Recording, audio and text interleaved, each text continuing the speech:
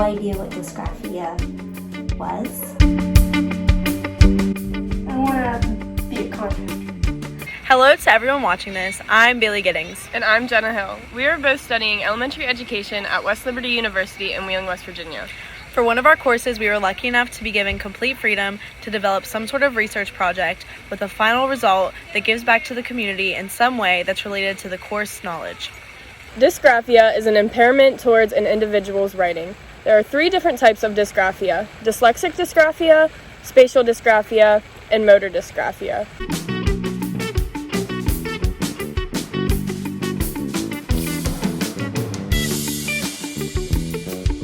It could occur as a result of some sort of brain damage or injury in adults, but among children it is still unknown whether or not there is a specific cause. Typically, children who have been diagnosed with dysgraphia have also been diagnosed with other learning disabilities such as ADHD and dyslexia.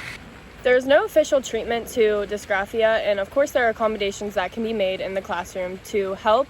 And in this video you will see that we are determined to develop activities that might just help some students with dysgraphia. In this video, you're about to meet my cousin Reed, who was diagnosed with dysgraphia when he was 8 years old. Reed is now 12, and even though dysgraphia has definitely caused him to fall behind in certain areas, he is still one of the most intelligent 12-year-olds I've ever met. He's currently homeschooled by my Aunt Stephanie, and we're going to speak with her as well. It's a little bit slower, you could say. It doesn't. You don't go boom, boom, boom. It's more of a. You run into a lot of bumps. That does not make sense.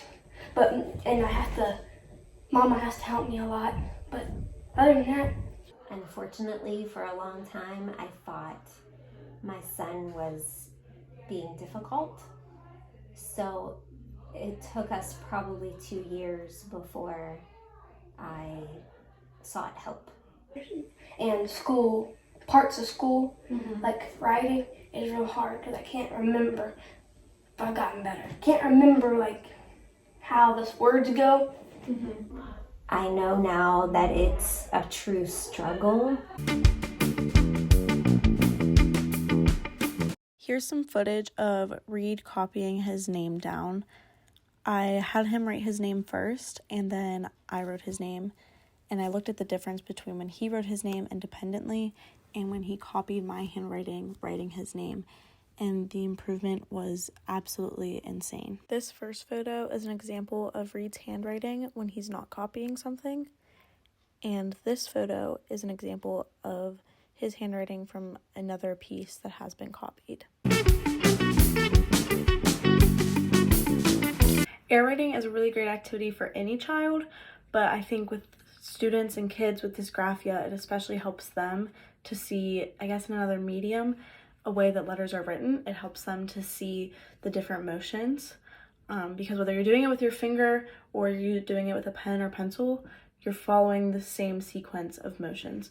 So if you're a kid and you're watching this, I want you to practice with me. And if you're an adult watching this, I want you to go grab your student or your child and I want you guys to try whether they have dysgraphia or not.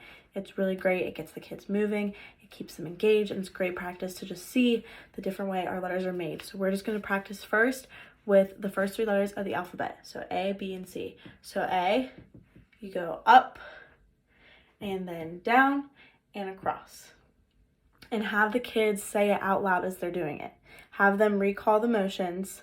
And then after you've done the skywriting, you guys can go back and practice writing it and see if they can recall how they were explaining the letters. So we did A, we'll do it one more time. Up, down, across.